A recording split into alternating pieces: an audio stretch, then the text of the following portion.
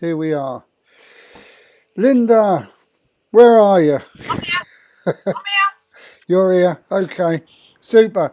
So, lovely and warm for you over there, hey? All good, darling. Super. Alrighty. Well, I'll tell you We're what. here. Sorry? Well, I'm here. Yep, I was you're just going to close my door, right. but it is so hot here again. It's 30 Celsius, darling. Ah, 7 o'clock at night, and it's really hot. So I was about to close that door, but then I thought, no, I'm not going to close the door because it'll get too hot in here with the lights on, etc. yeah. So Well, you just got me sweating again. I'll tell you what, I'll take everyone outside and just show them. Yeah, make me feel cold. Go on, I need to feel cold, mate. Just show them what we got here at the moment. Yeah, I know. It's cold. It is cold out here. You got a shadow figure standing there in your yard. Oh yeah, he's my resident ghost. He's okay. Yes. He's my shadow man. So, You got your own shadow man. Yeah. I like it. Wow, I tell you, Well- talking to shadows, Linda, talk about many, many dark nights of the soul up and coming, and people are going through. It's this damn Uranus thing, or Uranus as they call it over here, causing havoc emotionally again for people. Communication breaking down. What I've noticed is that this particular energy is showing everyone their traumas and their Achilles heel. It's amazing. Yeah. So I know. and my There's a thing, sorry if you like, comes being presented to me through my lovely little cat, Becky, which I must say, anyone listening, please send Becky more healing. She's getting there, but not quite there yet. But yeah, it's all being revealed right now. It is, Mike. It really is. Oh yeah, and I even said it like 2 years ago when all this started. I said true colours are going to come out. Yeah.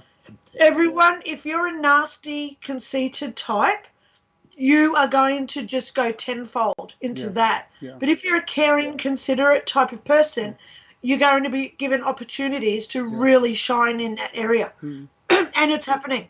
Yeah. I'm absolutely. really impressed with myself to make that. I actually made that prophecy 2 years ago. But right now, it is doing it. It's we're in this phase. I don't know if it's the alignment of the planets. I don't know if it's to do with anything that's man-made, like the CERN super collider. Yeah.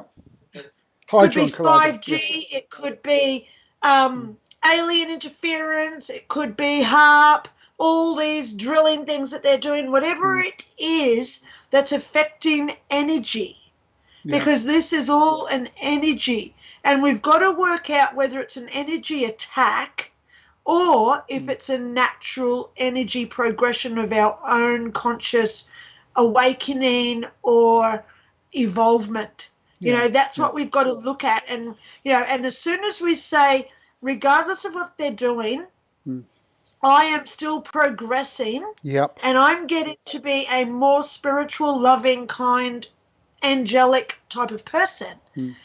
Why would I be concerned with who is creating it? Because ultimately, me and my little world, I'm going better as a result of all this other crazy around the world, So I just thank the stars. I thank CERN. I thank the drilling. I thank the Gil Bates situations out there. I thank all of them because they're giving me that opportunity where I can stand in my own power, strength, and authority, my own sovereignty at the end of the day. And I can say clearly to everybody, I don't care what you do, as long as I do what's making me a better person, And, that's how we stop judging and accusing other people, by the way. We don't care what they do.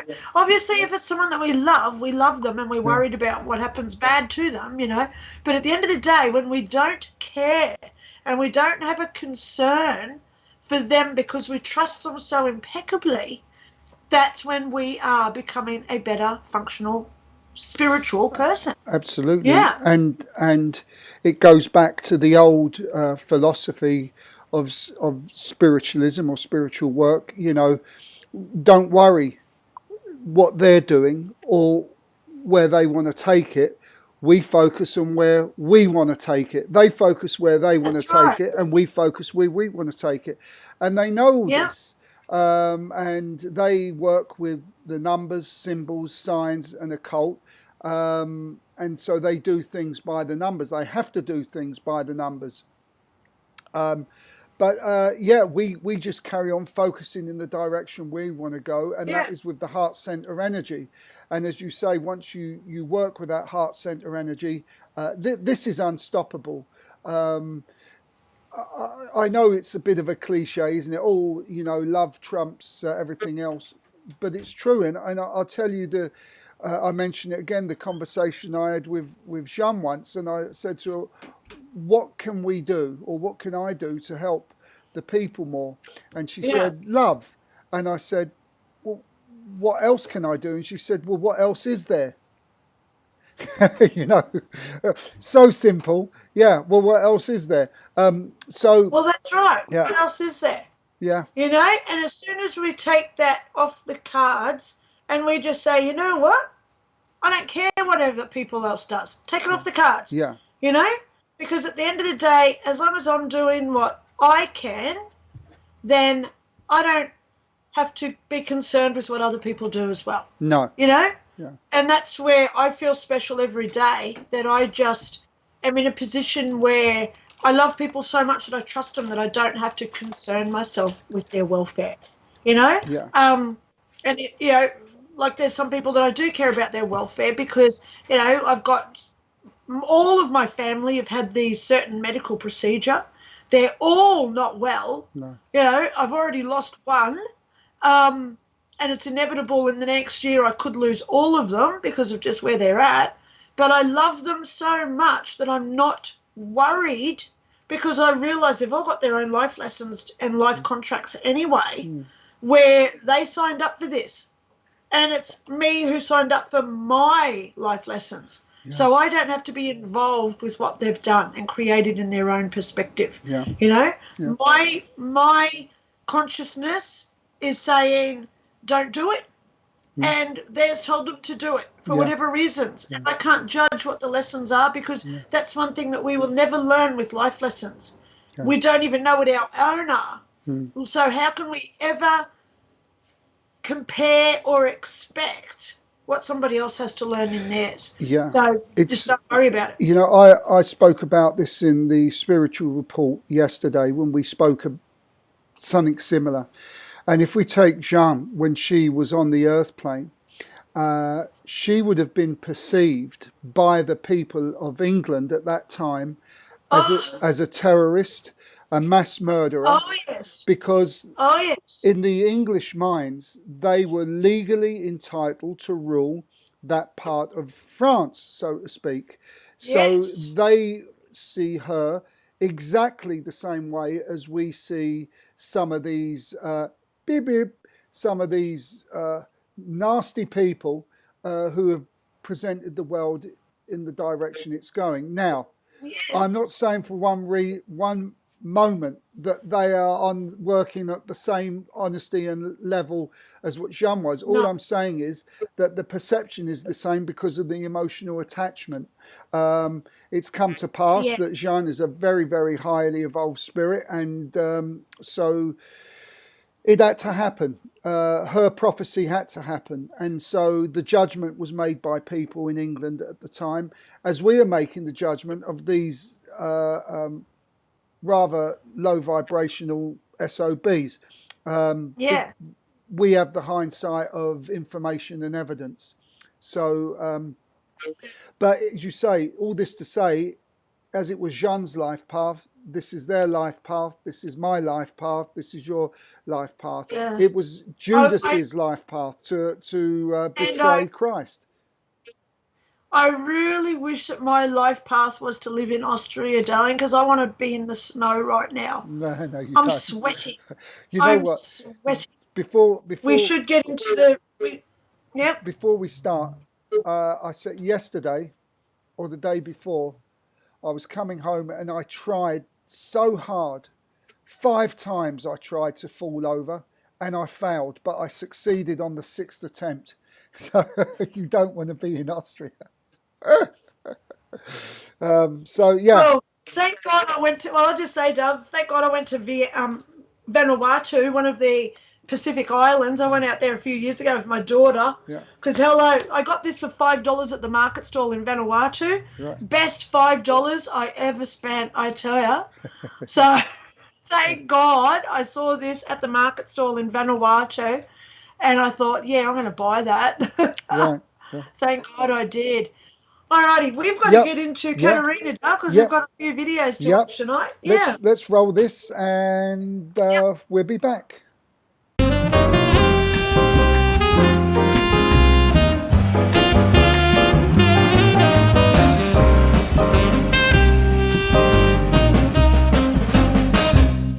Earth to New York, Earth to New York, do you hear me?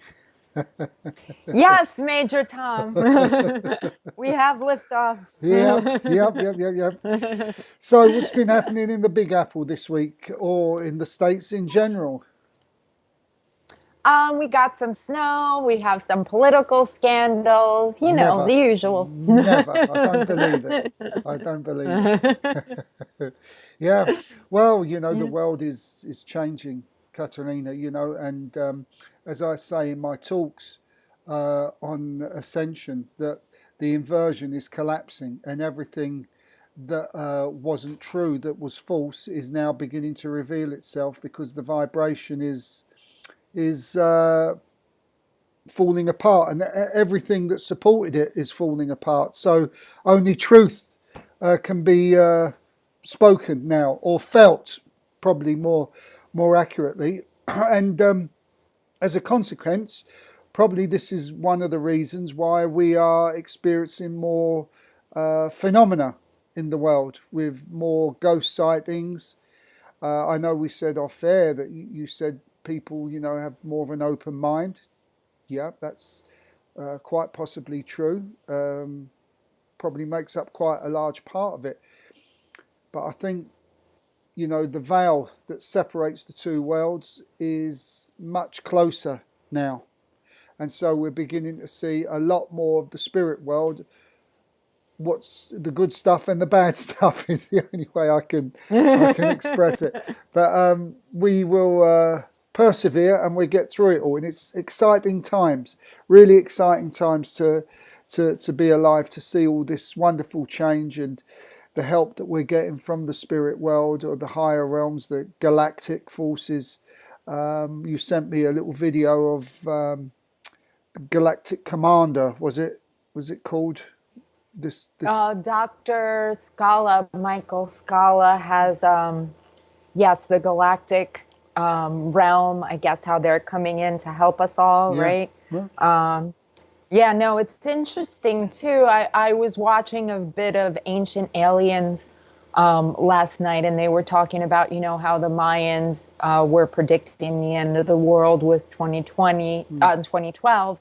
But one gentleman said, yes, but, you know, maybe it's not the end of the actual physical world, but, you know, a change in the thinking. Yeah. And he also likened it to, like, you know, the Bible and the Hopi Indians and a text of the Hindu people as well. They all have this kind of perception of the end of the world and 5 ages ending. So maybe, yeah, this is, you know, maybe it's been predicted since the beginning of time that all this evolution will be taking place. Well, it's also said now from the Christian point of view that we're in biblical times now. You know, so great changes are happening and prophecies are coming to be fulfilled. But in the meantime, the UK is getting filled with Black Panthers.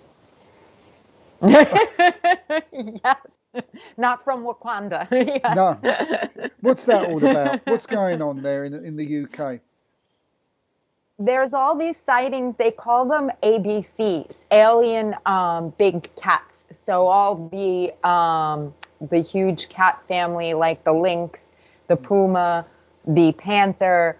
They've all been spotted around town now for decades. In Essex, there was a big black cat photographed in somebody's yard. It looks like a big panther. Then there was paw prints somebody showed, and they've dubbed it the Durham puma. Right. So, I mean, you know, it's divided into camps of people saying, well, they might be stragglers that survived like the ages of when, you know, England was truly filled with this kind of feline. Or other people say, no, it's just that, you know, a wealthy owner, you know, somebody who lives in like a billionaire's row type place has this exotic pet. And it's managed to mate with some other animal, and now we see, you know, all these huge cats running around. You know, some look like cheetahs, you know, and the panthers, of course. So you have mixed feelings there. I don't know. Well, perhaps it's both. If you're talking about the Millionaires' Row or the Billionaires' Row in London, which is in the Hampstead area. Yes. This is a very, very strange street. Well, Hampstead is a very exclusive area anyway. But this street is so portioned to everything that's around there. I can't remember the name of the highwayman, the famous highwayman, you know, Money or Your Life. He used to drink in the pub just up on the top of the road there from where Millionaires Row, it's the Bishop's Avenue it's called, if you want to Google it. But they got some strange residents there, I got to tell you. You know, you'd have the Elon Musk type people there. And so it wouldn't be surprised if somebody illegally brought over some exotic pet and it escaped. And over Hampstead there, you got Hampstead Woods and the moors, and it's a perfect place for these big cats to run around and do their thing. So, yeah, we wait and see. Yeah. Wait and see. Scare the residents off as a Black Panther goes strolling down Hampstead High Street. That would be fun for them. Yes. Okay. It will have a change in the food chain Yeah, happening. it would have a big change. The Devil's Tower. What's going on with the Devil's Tower? That's in Alpine, New Jersey. Near And you. it's this, yes, that's not far from me, actually. How far is that? Specific. Just out of interest. That might be about 45 minutes from Oh, me. Okay. Yeah, maybe not even that much. Okay. Maybe, yeah. So yeah, that's something to keep me up.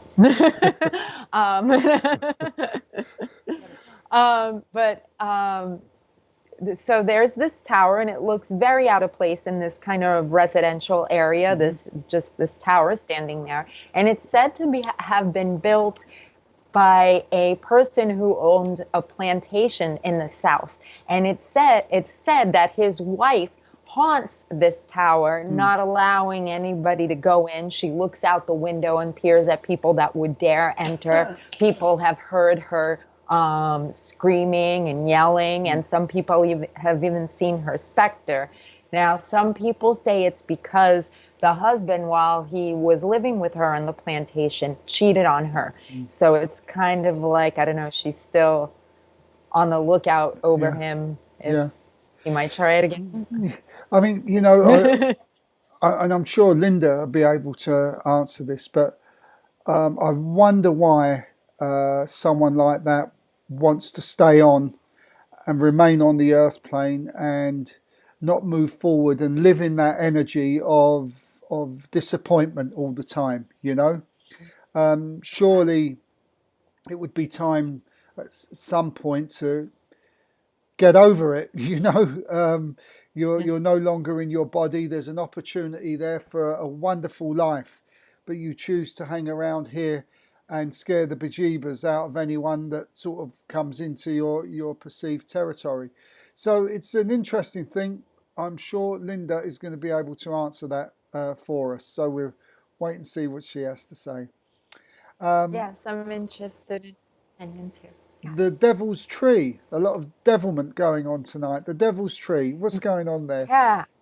In New Jersey, too, in Bernard Township, there is this tree that has all this lore around it. For instance, when it snows, it doesn't stick on the tree. They say a few things as to why. They said that nearby, a farmer killed his whole family, then went out to this tree and hung himself. And still there are others that say that when the Ku Klux Klan was in its heyday, they would hang African Americans from this tree. They say also that they have tried repeatedly to cut down this tree, but instead people will receive cuts and the tree will stand just as strong as it is. Some other people have touched the tree, and for about a half hour, they try to get blackness off their hands, washing it off with soap, and it takes them nearly a half hour to do so. One person even reported, he was trying to get a scare with two of his friends on gate night, the night before Halloween here. That's what they call it. He brought two of his friends over to the tree. And as soon as he touched the tree, there was a spark of lightning in the air. Wow. Hand off tree, the lightning dissipated. So yeah, it's this one tree just sticking out there, and it's going to do its thing, apparently. Yeah. Well, it certainly has a life of its own, it would appear. I wonder, I presume nobody's done any real research with this, and they've kept it to folklore, probably? Yes. Yeah. Yeah. Yeah, it probably earns the town a lot more money if it's kept to folklore.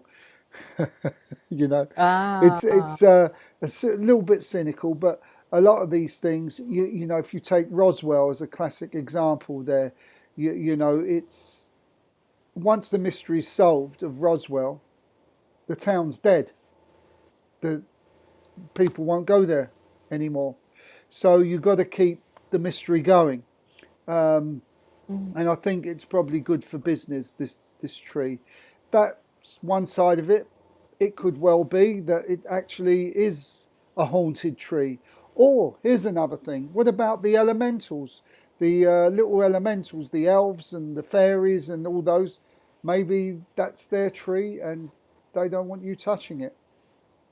Because why not? As we do know, the fairies are not as pleasant as what we see in the Hollywood movies. If you mess around with them, they'll give you a good run for your money, let me tell you. And before we go, I was talking to a friend a long time ago about Stonehenge in the UK. And there's a lot of elementals there, but they've moved to Woodenge, because there's too much noise with all the tourists at Stonehenge, so all the elementals have moved out and gone down the road. Yeah. Wow. So it's if you're new to this channel, then you might think this is too weird and too far-fetched for me, but everything's possible now, I believe. So yeah. Super duper. Next week we've got some celebrity stuff, or celebrity ghosts. Yeah, we get that running. So okay. Yeah. Good. A little bit of Stonehenge is thrown in there too. Yes. Throw a bit of Stonehenge in It's a there. good segue. Yeah. Super. So, Katharina, we're done. We're done. So until the next time, stay curious, my friends.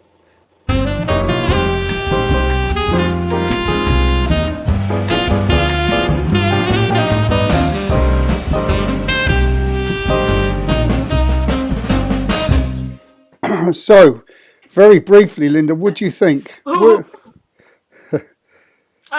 can I first start with the elementals? I'm going to start with the end, okay? Yeah. My friend Sue, her house used to back onto woodlands here, or bush. We call it bush here in Australia. She rang me one morning a few years ago, and she said, Linda, you won't believe I've just caught something. And I said, what? She said, no, I'm not sharing this anywhere. You've got to come over and look.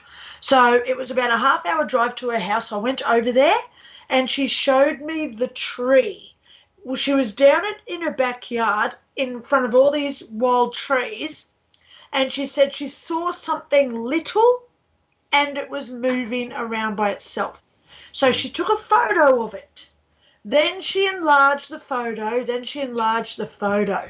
And she said, look at this photo. What do you think? Now, she would never give me the photo, but I drew what I saw. And I found it when we were talking, when I watched that the other day. Are you ready for what Sue had in her backyard? Mm-hmm. Fire away. Aha. Okay. It was, now we're talking, it had legs, hands and arms. It had a torso and wings. It had knees. Unbelievable. But it was only about that big. So she took a photo and then she enlarged it because the tree where it was next to was only about 10 foot in front of her. So it was just this little white dot in the photo. She enlarged it and then enlarged it. And I saw that on her camera roll. Super. I can't explain that, Mike. No. Except to say that was an elemental. It was not a bug, because we have a version of fireflies here in Australia, but they don't have torso, arms and legs. Right. And this thing was illuminated like a light bulb, but it was only this big. So I have no idea, in all my detailed knowledge of Australian bugs and insects, because remember, I worked with Steve Irwin. I'm a herpetologist, so I know a lot about insects, bugs and spiders and arachnids and stuff, but I have never seen anything that resembles one of these guys. Yeah, wow. Yeah. It had to be a fairy because it had knees and elbows. It had bends in its appendages. Right. So how do you explain that, you know? So, yeah, as soon as I saw that, when I knew I had the photo here, because as you can see, this is old paper. You know, I've had this paper for years. It's been, look, you can tell, it's been a really old crumpled thing. And I found it in all my paperwork the other day and went, wow, thank God I could show that on Mike's show. So there you go. Yeah, so let's just go back. The tower, the Devil Tower, where you said, let's ask Linda her advice. We don't know what that woman went through, and we also don't know what she was feeling. Right. You know, you look at some people in history who had really horrible lives. Yeah. They actually liked it. Yeah. They liked being in that situation. You know, I can tell you right now, I would never, ever, ever want to be a big name like Elon Musk or Bill Gates, because I don't want to leave I want to be able to leave the house, go to shopping without having a fear of somebody else hurting me when I leave the house. So these people obviously like that. They like it. Yeah. They approve of it in a like way. Yeah. So they, so, you know, we don't know this person that was at the Devil Tower. We don't know if they actually enjoyed being there. Right. And that's why they keep staying there. Yeah. Or is it just a phenomena where they've died and they still think they're alive there, still stuck in that rut? Yeah. It could be like a hell loop where they're still reliving their life because they don't know they've died. So I'm actually more thinking it's that situation. Right. Because most ghosts do stay because they don't know they've died. Okay? The ones who do know they've died, they stay because they like it. So she either liked it or she doesn't know she's dead. That's what I'm thinking. You know? Yeah. Yeah, you look at the Tower of London. Look at the Tower of London. It's haunted massively because I've been there. I've seen the ghosts there myself. Yeah. You know, I was only 12 walking through and I saw people walking around. One guy didn't have a head because he got he was executed. He got his head chopped off and he had no head walking around. And I was thinking, how does he see where he's going? You know, even as a 12-year-old, I was thinking, how does he see where he's going? Oh my God, trauma. But anyway, no, it didn't traumatize me because I'm used to it.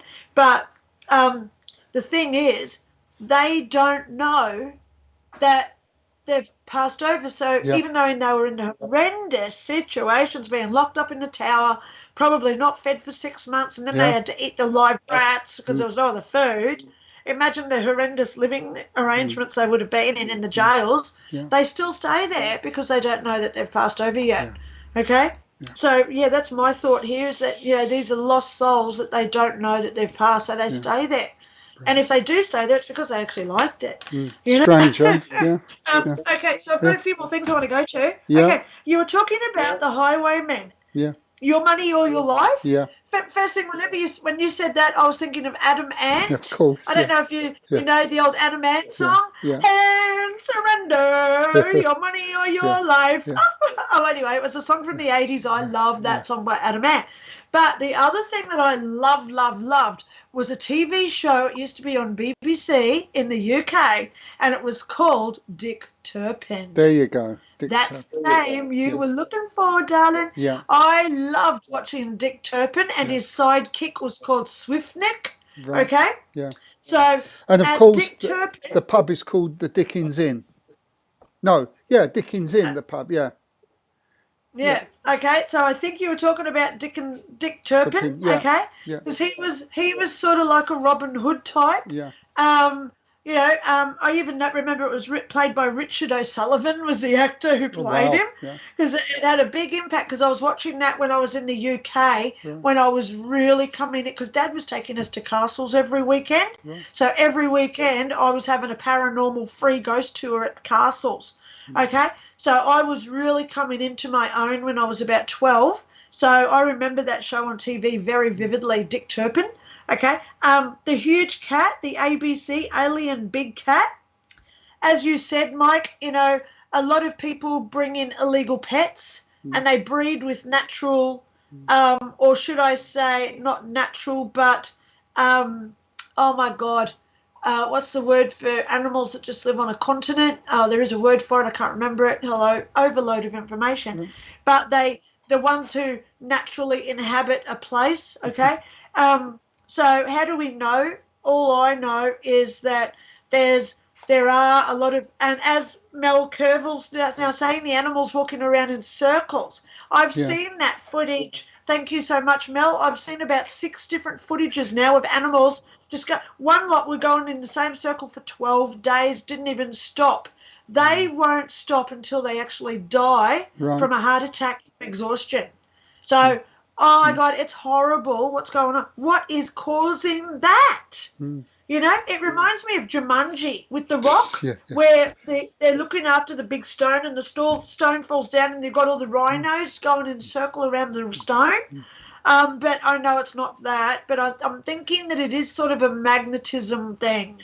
There's a magnetic, I'm going to say it right here, right now. The world is off its magnetic center. Yeah. Our axis has gone.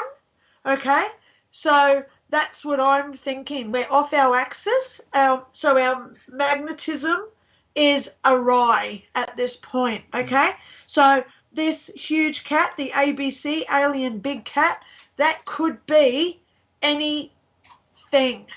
Okay. That's interbred. Okay. End of the world prophecies. We've got a lot of things there. Okay. Because I've been telling a lot of people for a lot of years. I've sent out probably 1,000 emails with my prophecies for the next 2 years. If you guys want it, please email me. In the next video, I'll put up my email. The next 2 years are going to be absolutely chaotic. Pardon me. How do we know it's not a reset? We talk about the Mayans. We talk about other biblical prophecies where end times, etc. How do we know this isn't like the Matrix where we end and start again? It's weird. It is weird. No one's going to ever know the answer, you know? So that's just little bits of information out there. But I'm laughing, Linda, because I was just given May tricks, as in trick. How do you know, Mike? Yeah. Because, they tell us that they've got CERN Super Collider, but they're not telling us the experiments that go on there, and they're not telling us the experiments going on with, the looking glass. Oh, I love the looking glass, yeah.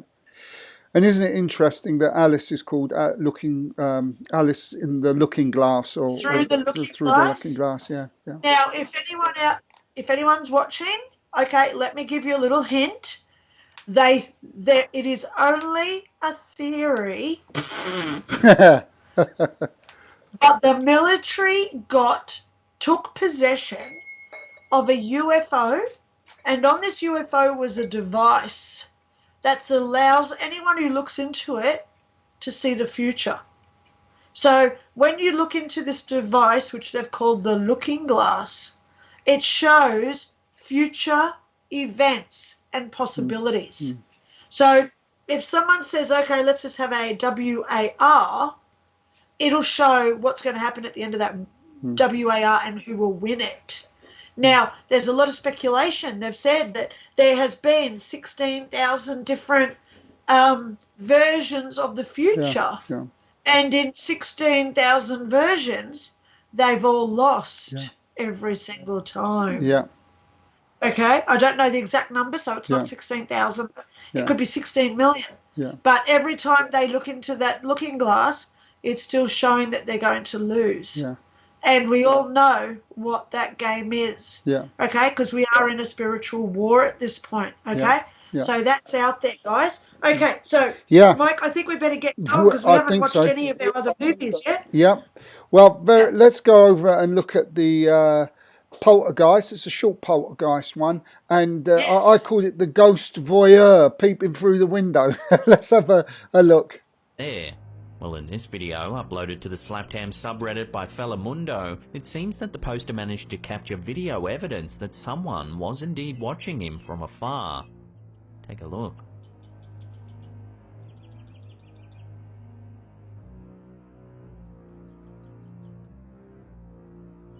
There appears to be a pale, ghostly face staring at him.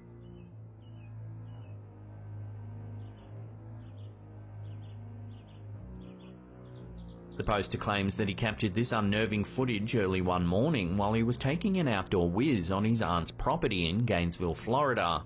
He goes on to say that at the time he captured the footage, all his family were asleep.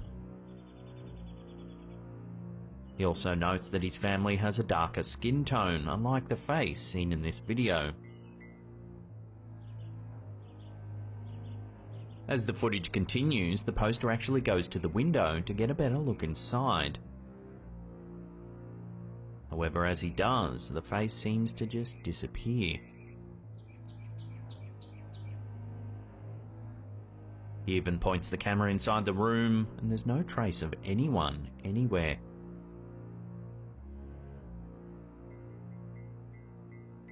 That certain locations are more likely to be haunted than others. Places that see a lot of death, like battlefields, cemeteries and hospitals, are high on the list when it comes to capturing proof of the paranormal. Reddit user Arachnid Altruist uploaded this clip that might show evidence of a ghost roaming the halls of the Children's Hospital in Los Angeles. Take a look.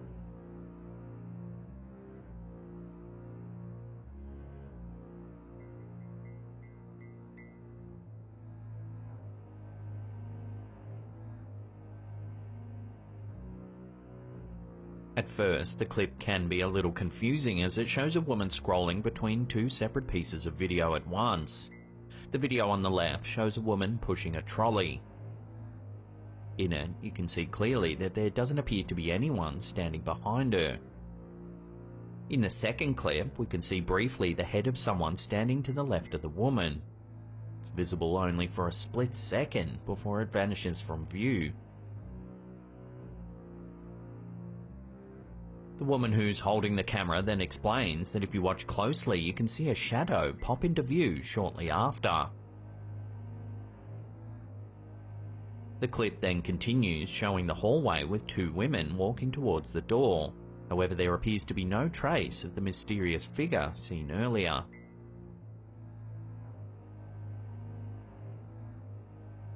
As usual, several viewers thought that they might have solved the mystery. They suggested that the whole thing might be a trick of perspective and that one of the people that we can see later walking down the hallway actually is the mystery person.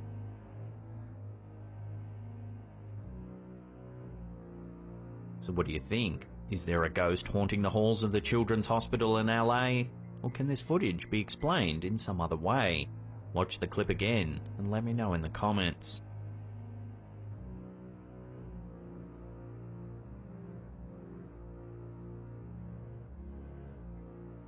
Does this next video really show paranormal activity?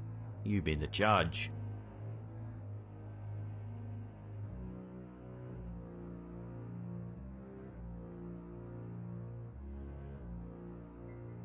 In the brief clip uploaded to Reddit by Steven Needs Help, we see a kitchen drawer opening seemingly all by itself.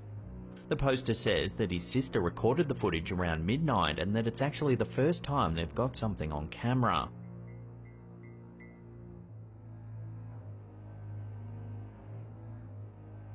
While the video has garnered many upvotes on Reddit, some viewers think the drawer itself might be unlevel, in this case making it open slowly when it's packed with items in an imbalanced way. Either that, or a fine piece of wire or fishing line has been attached to the drawer and someone is pulling it open off camera. As is often the case with these types of videos, we have to take the poster's word. Does it really show some paranormal activity? I think we can hold off on calling the Ghostbusters on this one, at least for the time being.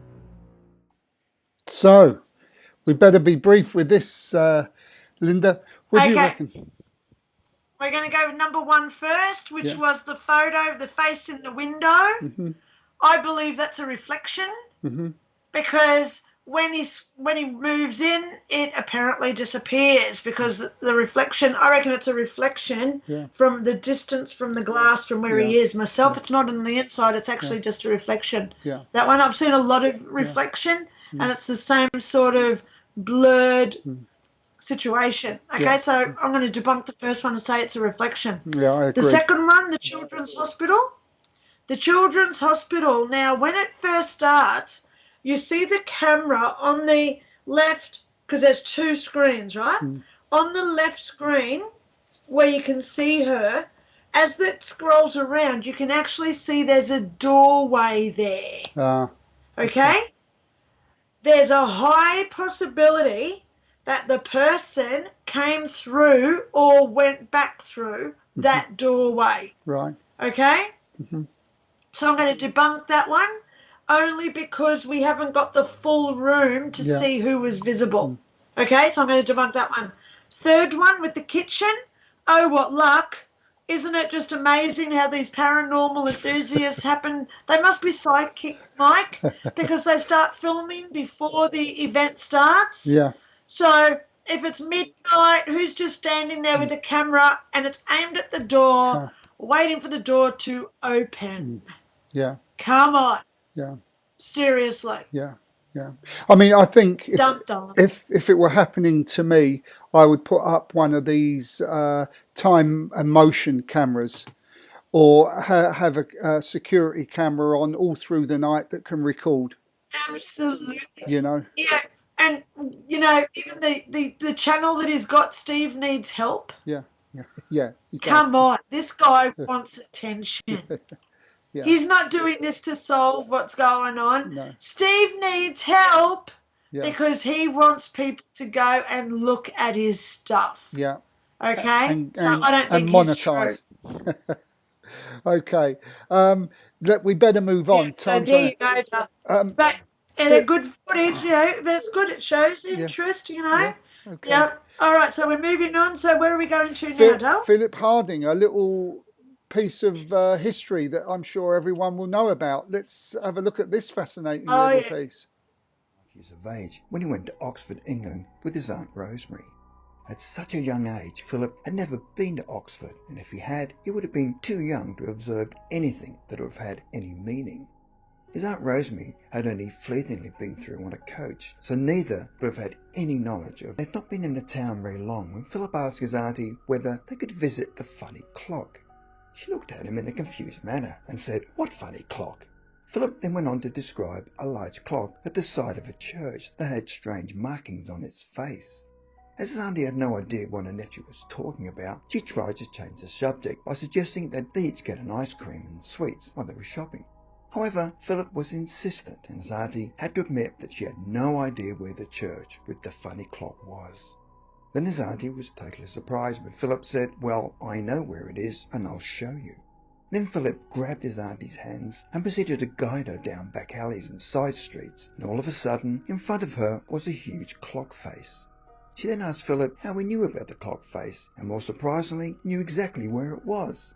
His response startled her even further, when he replied that he'd once lived here as a little boy called Andrew.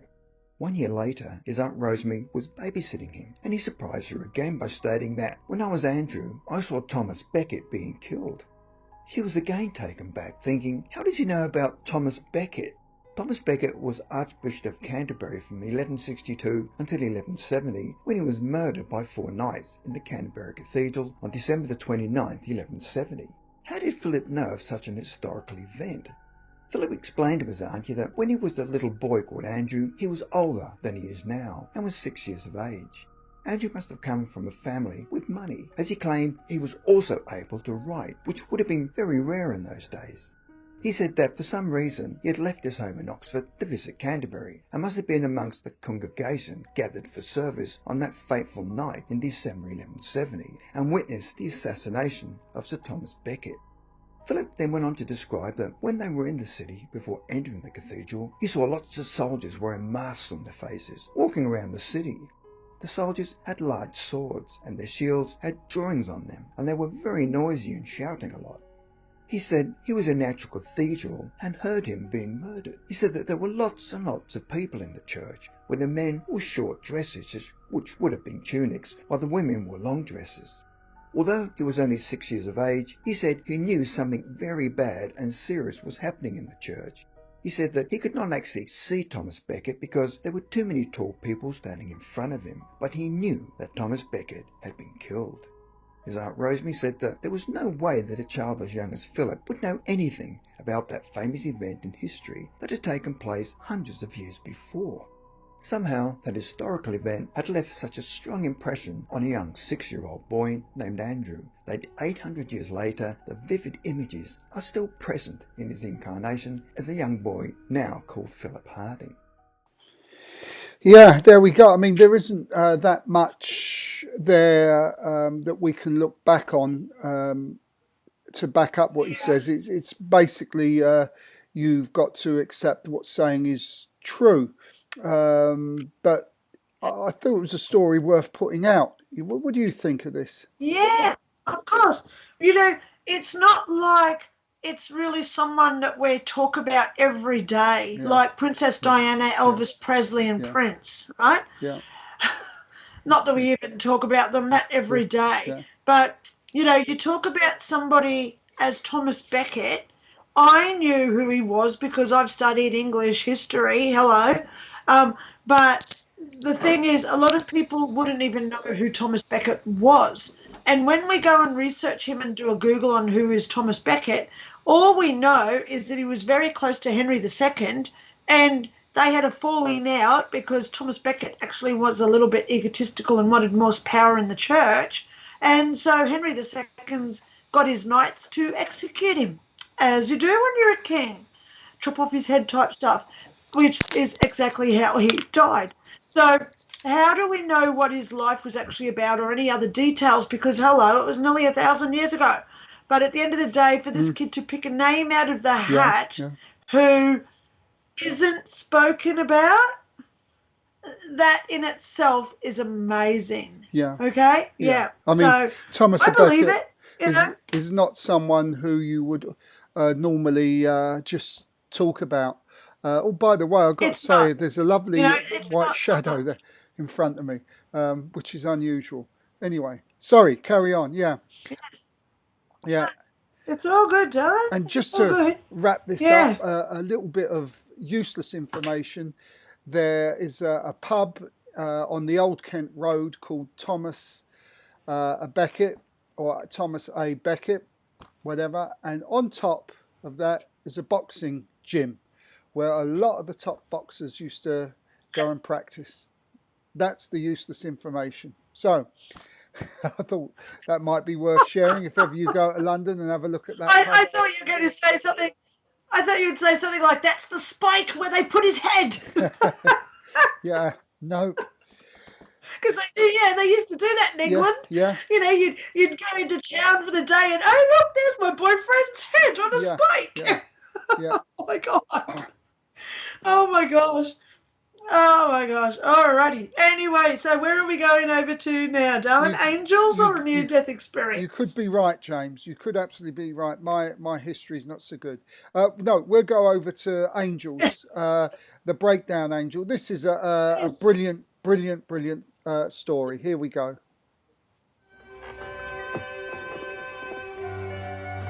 A child's simple drawing can hold so much wonder. And in the case of young Becky's artwork, it held something extra. A premonition of something quite miraculous yet to come. Ruth and Becky had covered nearly 400 miles when she stopped at her sister's home at Santa Rosa in northern New Mexico. The first leg of the journey was behind them without a problem, or so it seemed. Bye-bye. Oh, you made such good time. There's hardly any traffic the last couple hours. Mommy, my stomach hurts. Are you sick, Becky? Tell Aunt Lucy. I don't know, her stomach always gets upset traveling in the car. This time it seems worse than usual, though. I've got some medicine in my bag. I'll go get it, okay?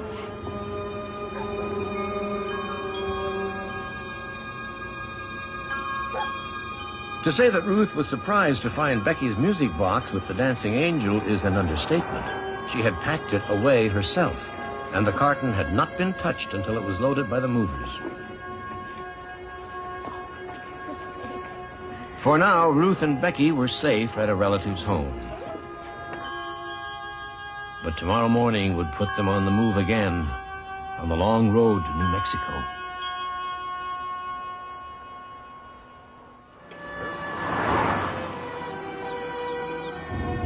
A while later, Becky began to complain of the pains in her stomach again, more severe than before. Ruth became concerned, thinking for the first time it might be something more than just her daughter's usual car sickness. It hurts. She decided to stop at the next town and have a doctor look at Becky.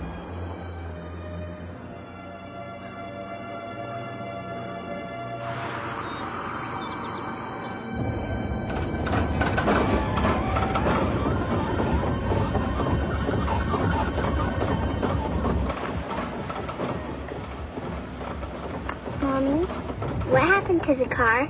I don't know, hon. Maybe it's nothing bad, though.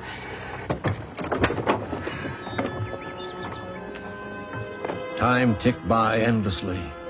Not a single vehicle passed on the desolate back road. By now, the child was running a dangerously high fever and hurting quite badly. The fearful mother was on the verge of panic. It hurts, Mommy. I know, Beck, I'm sorry.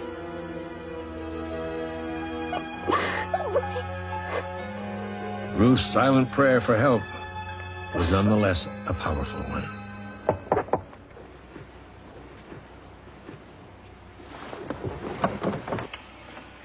Folks having some trouble?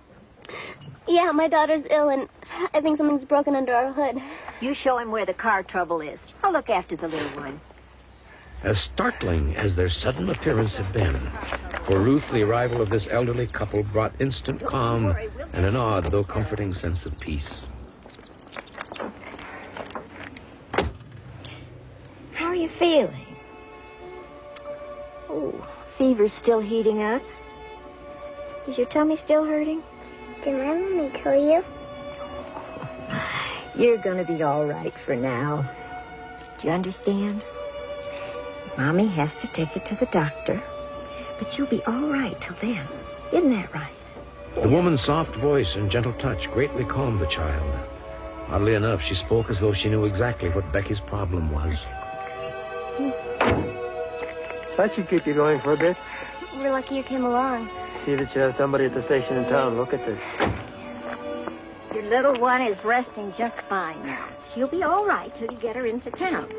But you have to take her right to the hospital, dear. Understand? Mm-hmm.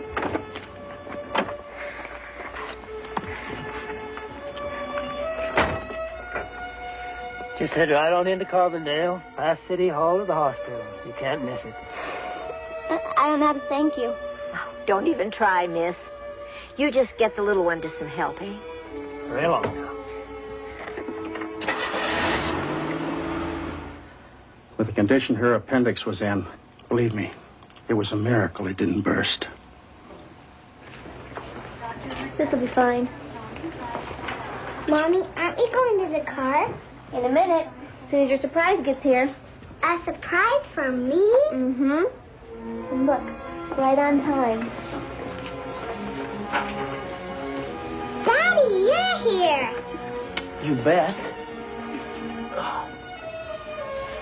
I told Uncle Sam my baby girl needed me. He said, you go over there as fast as you can. You're the best surprise I ever could have. Let's get out of here. I found the neatest little house for us. I can't wait to show it to you. Let's go. Let's get our things. Look at this. That's them. That's the people I was telling you about on the phone that helped us on the side of the road. Maybe that just looks like them. No, that's them. Ruth, it can't be. These folks died in 1958. I don't know how, but that's them. They were there. Sometimes the biggest obstacle to believing in miracles is simply accepting that they can happen. There have been a number of serious works written about guardian angels. Many people in various cultures all over the world believe they actually exist. Who they are and where they come from and what they were before is obviously only speculation. Reports of guardian angels say that when they appear to people in need, it's not with wings and gowns of shining white. They are said to take the most ordinary of forms, even as an old farm couple in gingham dress and... Great story. We've seen a couple like this. The what's it one? The Thanksgiving dinner. We saw the one with the old lady who broke down. And this car just turned up, and even the Telly Savalas one many years ago that we showed. Wonderful story. What are your views on that? Me, I'm inclined to believe these type of things do happen for certain people for certain reasons. It doesn't always happen for people, and sometimes people can get left stranded and their worst fears manifest. But there are sometimes people's life path says that they've got to get this kid to the hospital, and so divine intervention takes place. Yeah. Are you ready for my thoughts? Yeah. I was having a chat with a friend the other day. She's doing a course in a different state for 2 weeks. She fell over in the shower and she broke her ribs. Right. Okay? She rang me pretty intoxicated on some medication that she got from the hospital. Mm-hmm. So it was a funny conversation, but she said to me, why the heck has this happened? And I said, well, you don't know if this was to stop something in the future. Yeah. Because there's no time with synchronicities. No. So when we talk about energetic connections, how do we know those two people, the old couple, they didn't come and help because they knew in the future the little girl was going to be at that hospital where their photos were hanging in the hospital. So the mother had to see those photos to create that connection where they came in the past to help her in the car. It's a mind blow, mate. Yeah. It really is. I mean, we're trying to talk external to what we know as time linear. Time, right? So I love these stories too, Mel. Okay? So my theory here is those two people were extremely either generous, kind, loving, or philanthropy or whatever to have their photos in that hospital. Yeah. They could have owned the land where that hospital was on. Yeah. Okay? We don't know. We don't know. But there is a connection to them to the hospital. Then we've got the connection from the little girl to the hospital. Okay. Then we've also got the connection to them to the little girl because they came to her. Yeah. So there is something there that we can't explain with time. Yeah. Okay? Yeah. So it is a mind blow. It really is. Yeah. But the fact that this stuff does occur, because how many videos now, as you even said, how many videos of, pardon me, have we shown where, you know, wow moments that we just can't explain, but we just must accept them, and without expectation of when or where they will turn up next time. Yeah. Yeah. Yeah. So that's beautiful. Absolutely beautiful story. Yeah. Well put, Linda. Well put. Okay. Oh, honey, I die. Our final story. This is the NDE of Nina, and this is from a German site. Really interesting, the outcome of this with her psychic abilities. I won't say any more till we've watched this, but do bear in mind what form her psychic abilities took on after the NDE. So let's run this. Here we go. Yep. I had a near-death experience as a 5-year-old. In retrospect, it was a very important or a very emotional and good experience for me. But of course, being 5 years old, it was very tragic and very hard to deal with back then. I was visiting my grandparents. My grandfather was an alcoholic and abused me. While being intoxicated, he choked me and made me unable to breathe in that moment. At first, I tried to fight against it, tried to get some air. But then there was one moment when I stopped fighting, and that's when I noticed how the fear, the panic, and the horror that I might have felt in that situation vanished in a matter of seconds. I stepped out of my body, and it felt like I was floating above the bed. I was feeling an insane amount of peace. Yes, it was probably the moment when I noticed the separation of my body and my mind, or soul. I wasn't in touch with the pain or the shortness of breath anymore. The physical symptoms were gone from one moment to the other. And I had this feeling of coming home. I had the feeling of being unbelievably loved and protected. So, on an emotional level, it was a wonderful experience, even though I didn't understand in that moment what exactly was going on. It even felt as if I was being taken out of this horrible incident and the despair that I felt seconds before, as if a door was opened and someone came to pick me up. I remember looking back. As I have mentioned, I was floating above my body. So I looked back into the room and was able to watch the whole scenery, including my grandfather and what he did to me. But there were no feelings associated with it anymore. I was not frightened or scared anymore. In fact, I didn't really care what was happening below me. I was even glad to leave my body behind because that was not important anymore. I also felt like this dark room, its furniture was quite dark too, and since it was February, the lighting was dark as well. It all became lighter. The further I floated away from this body, the lighter and brighter everything became. To me, it felt like half an hour, but in reality, it were probably a few seconds where I distanced myself more and more from the situation. I felt like coming closer and closer to home. And there were several people or souls around me with whom I didn't have a direct connection, though. In one moment, there was someone that I knew from somewhere. Looking back, I assume it was my great-grandmother, who unfortunately died right after my birth, so I do not have a real memory of her. Nevertheless, everything felt very easy and harmonious to me. There was a voice, though, telling me that my time hasn't come yet. The voice felt incredibly familiar. It was very protective, very beautiful actually.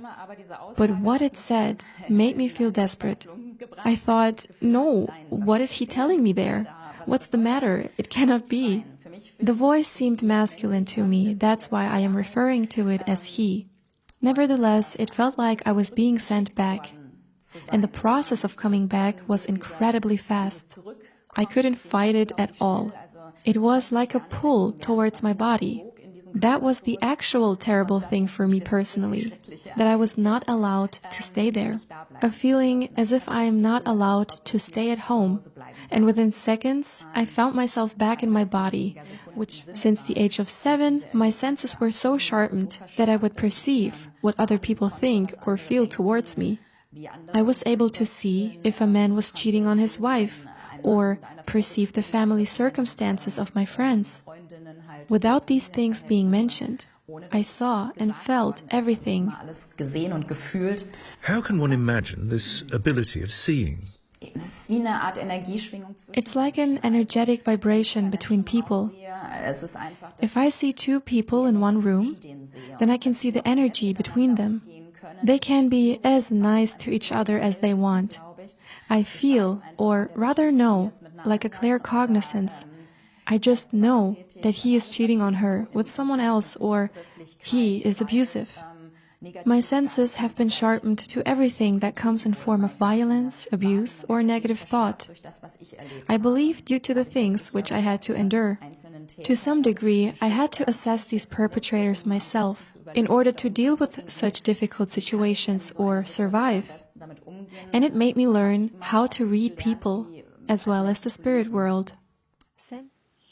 So, I mean, this has got to be an experience, you know, to go into a room and just instantly, without thinking about it, to know, to be able to read the energy of other people. This is something I think one's got to learn to close off. Otherwise, you can go insane with this, you know.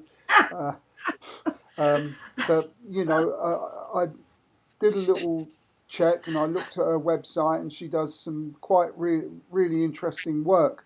But yeah, the final thing I'd like to say on this is, I understand when she said, you know, she had no fear. She saw the whole thing happen and there was no attachment to it.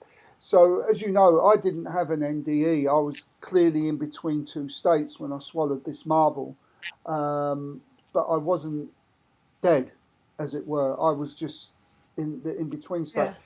And I saw myself on the bed and my mum doing this to get the marble out of my mouth. And I can recall not having the emotional attachment, just looking at it for what it was. Yeah. But it was this experience that opened up my psychic abilities. And from then on, I started seeing spirit. So it's almost like a little switch turns on, Mike. Yeah. You know? Yeah. I know. Yeah, and I will always be the first to ever say, do not attempt to create an NDE in the hopes of becoming a psychic, because it may not turn out the way you want it to. No. Yeah. The movie Flatliners comes to mind. Yeah, so as James said, just like Linda seeing auras and speaking shoes, etc. I know, James, thank you so much. You know, we all have our own abilities that we have. So I want to talk about this woman who's in this NDE herself. To me, she is a huge empath. You know, there's I can't tell you how many levels of empaths there are. I know that there's about, oh God, how many were in my book? I think I've used about 9 different types that are in my book, Psychics Explained. But we all have our own depths of what we can do, okay?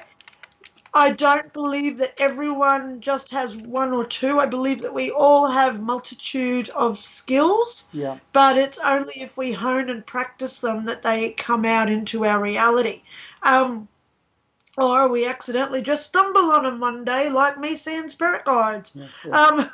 Anyway, so, wow, who would have ever thought that would have happened? But, you know, we look at her, go back to her. I've written a few things down where she's saying the pieces of coming back was very fast, and it was like a pull. I want to talk about that pull because that was very similar to mine. Where I talk about it in my book about the magnetic pull, which is like an attraction. And I can understand why moths go to that light because they're like pulled into it. It's mesmerizing. They don't want to be away from it. So I know sort of how she felt at that time. And also the energetic connection between 2 people that she has now. You know, I would love to, you know, every week I say it, and it's true. I'd really like to just get into a room with all these people and just say, I appreciate what you went through, you know? Because we get a little bit here, we get a little bit there. It's like religion, okay? We get a little bit in religion, and then the next religious types, you know, let's just go Pentecostals, then we've got the Lutherans, then we've got the Catholics and the Baptists, and then we've got the Buddhas, and then we've got the Muslims. They all have little bits of the truth in there. And that's what I love about all these NDE stories, because the more we watch and learn from them, the more we're piecing it together as to what really occurs rather than just what happens in our perception. You know? So, you know, the thing that I loved most of all that she said in there was that feeling like a pull. Because to me, I go scientific. What makes that magnetic pull?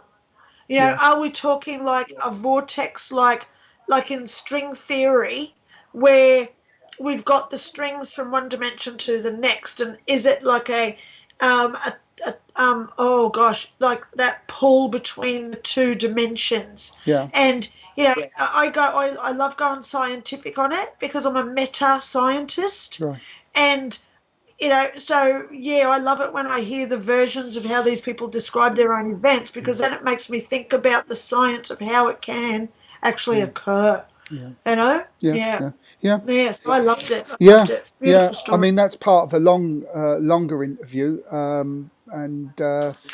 just took the nuts and bolts of it there. And so again, it's time to reach out to people. That's all we'd like you to do. Just sit in front of the camera, tell your NDE, your reincarnation, any spiritual story, just the nuts and bolts of about 5 or 6 minutes. So here we go. Like James Carl's now saying, I nearly choked on a gobstopper. I know what gobstoppers are. They're really big. They were red. Or were they those really burning in your lungs type things that we used to have as kids? I don't know. But James, if you had an experience and you wanted to share it, you don't have to put it into a video, even if it's just a story that you want Mike or myself to read out. You know, get on our show. And if you want to, you know, just a suggestion, because we want real stories from people. So, you know, because then it's real. We can't say, oh, this is a Hollywood person. You know, how many times, like the Telly Savalas story, how do we know if it's real or not unless someone says, yes, this is my true story? You know, it's all right for me to say my true stories. It's all right for Mike to say his. But every week it's just me and him. So we want others to come in as well and share their stories. So this whole show is based on true, real stories. You know? So James said, I had an out-of-body once travelled the house while I was asleep. Then write it in an email to Mike. James, I'm just going to add my email before we disappear. Linda at Linda Ray is myself. If anybody wishes to contact me, there's my email. Yeah. Anyone that wishes to talk to Mike Cavalier at hotmail.com. I'm just making sure I'm spelling it right. And it doesn't there matter, you go. James, if it's not a long story. Yeah, it doesn't matter if it was only very short. 3 or 5 words long, James. It's the fact that you had an experience. Yeah. So don't ever think, oh my God, like this is a thing, and I'm going to go there, okay, with James and anyone else who's thinking, will I be on a show? Yeah. Okay? I'm going to go there. When I first had my experience, it took me 15 years to actually start talking about it. You know why? 1, I didn't think I'd be believed. 2, I still was doubting whether it really happened because I hadn't heard of anyone else having the same thing. And 3, I was scared of what other people thought, and they'd say, oh, well, that wasn't really that big. So it was only when I realised the extent of what I went through and wrote it all down that I realised, A, it doesn't care what matters to other people. Don't ever compare your story to another person. No, absolutely. B, it is important. Yeah. So we need it out there because we are in a spiritual war. The more we talk about this stuff, the more we're creating an energy to beat these others. Okay? So all you got to do, I'm shy, James says. Oh, James, if you were really shy, darling, you would not be commenting on our show. And I'll go there. I'll go there. Yeah. So that's only a little limited belief in James's mind because we've all got a story. Yeah. And it doesn't matter how minuscule or grand you think it is. It's important either way. Well, as they say, Linda, there's a million stories in the big city, and James's story is one of them. So, okay. Right, Linda. I'll try and coerce him on Sunday if he watches my live show on Sunday morning. Which can be found where, by the way, Linda, before we wrap it up? Where can it be found? Your live show. What? Your live show on Sunday. My live show, it's if you just, I'll just go onto YouTube right now and I'll just cut and paste my channel. There you go. Here we go. Here's my channel. So I'll go into, I'll just do my channel. Okay, copy that, send it over here, put it on as a comment. So here's my channel. If anyone wants to come over, it's 9 a.m. Sunday, Brisbane, Australia time. Okay, so that's my channel. If you go into live, so you've got videos, playlists, and live. If you go to live, I'm there at 9 a.m. Brisbane time Sunday. All you got to do is go to your phone and just say, what time is it right now in Brisbane, Australia? You'll know how far I am ahead of you, so then you know when to be on for 9 a.m. Sunday. Right. I'll do it every week now. I've done about 4. Right. I'm going to try and not disconnect myself again because, I'm just not techie. But, last week's was, I think that was a really good video I did. We were talking about consciousness. We were talking about chaos. Plus I do my readings in there for people as well. So it's a good time to come along and just see what's going on psychically, This week I might even give away some more books because, it's coming up to Christmas. I'm generous. Got to get my spirit guide book going. I was hoping to get it out by Christmas, but I don't think, because next week for me is really full on. Tashi's going back to her dad's. So I'm booked up every day. I've got stuff on every day this week, this next week coming. So, this book won't probably be out by Christmas. So, I'll just give away other copies of what I've got already.